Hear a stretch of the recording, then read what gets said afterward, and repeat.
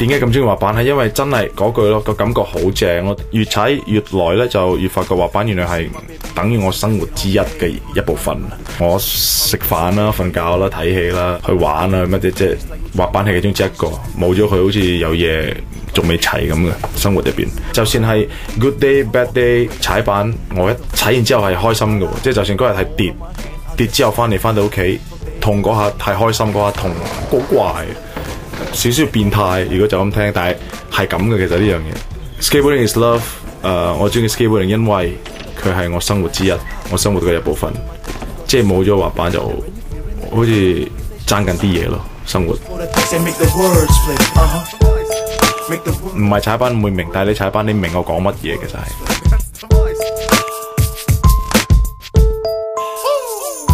要分手咪分手，唔使拋出咁大堆藉口。若果你係要走出呢個門口，給我一